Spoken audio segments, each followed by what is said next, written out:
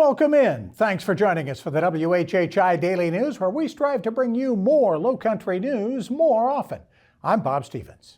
South Carolina emergency responders are starting to meet to figure out what to do for the state if President Trump gets his way and either seriously cuts back or even eliminates FEMA.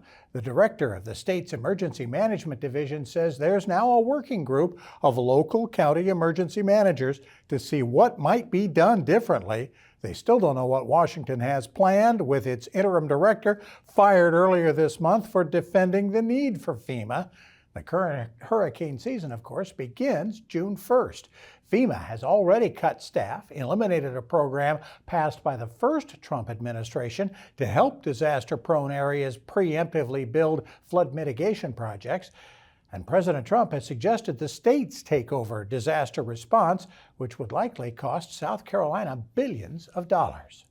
Now that the ink is dry on the contracts, we now have a better idea on how Hilton's Heads Beach Renourishment project is going to play out this summer through next spring. The first phase will start on the north end of the island in August in the Pine Island area and will work through Fish Hall Beach and then Port Royal through November. The second phase will then work through the Mid-Island towards South Beach, beginning in November and running through next May. Only about a 350-yard section of the beach will be closed at any one time. Equipment used in the project should move down the beach at about 100 yards a day.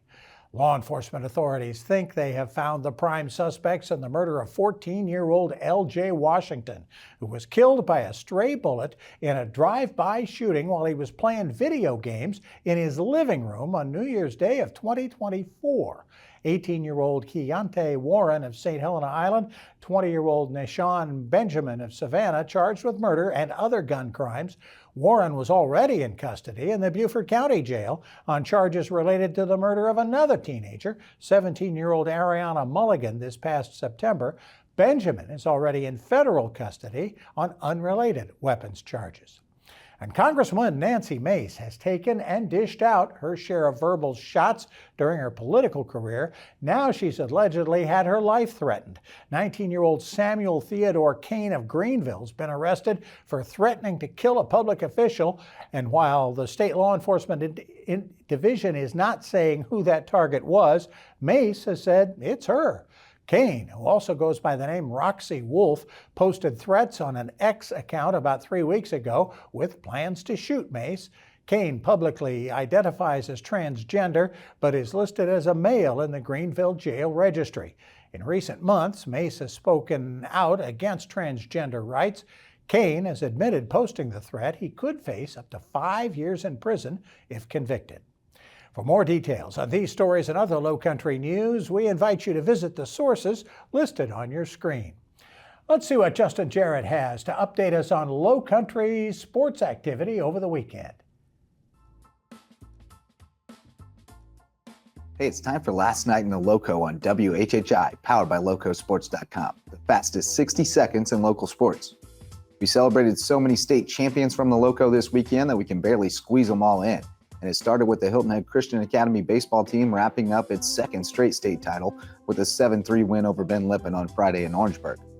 Plenty of gold came back to the Lowco from the state track meets this weekend, including individual titles for Bluffton's Erlon Baker in the 800, Whale Branch's Jonathan Kelly in the 110 hurdles, Hampton County's Ariana Allen in the 100 meters, and Ridgeland's Jaden Exley in the long jump, as well as the Jaguars boys 4x100 relay, Beaufort's boys 4x400, and May River's boys 4x800.